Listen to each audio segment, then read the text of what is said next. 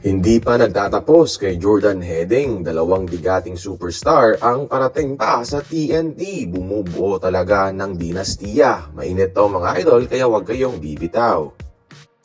May bomba na namang binitawan ang kilalang PBA insider na si Snow Badua tungkol sa mga pasabog ng TNT.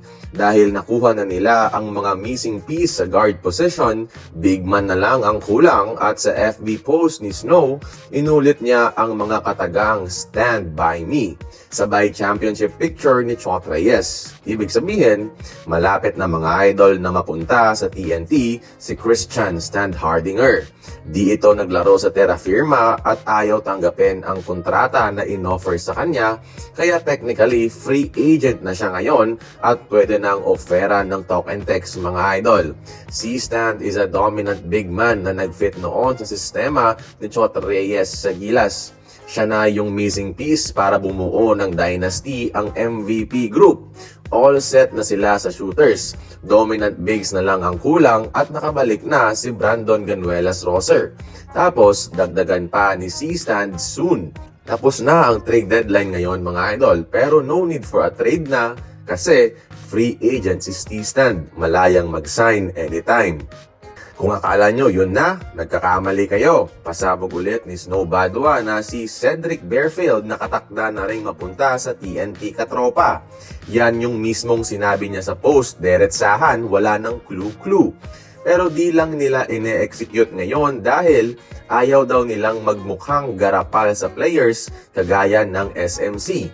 Paunti-untiin nila to mga idol at hindi isang bagsakan lang. At sisiguraduhin daw nila na kahit papano patas na offer ang ibibigay nila sa Blackwater. Baka i-delay pa daw nila ito ng 1 taon.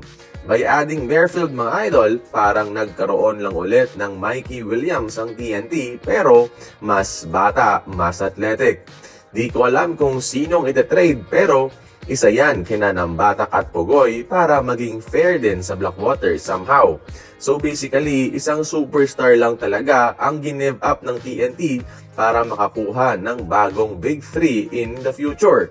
Kasi yung trade kay Mikey Williams parang libre na lang dahil nakapag-champion na mas din sila kahit wala siya. Sanay silang manalo kahit walang Mikey Williams.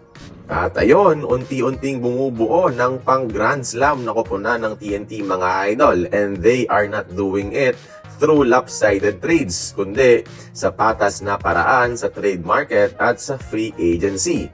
Kaya kayo, kaninong super team pa rin kayo kampe? Sa corrupt na SMC o sa lesser corruption ng TNT? Kayo na ang bahalang humusga mga idol. Join the conversation, magkomento lamang sa ibaba.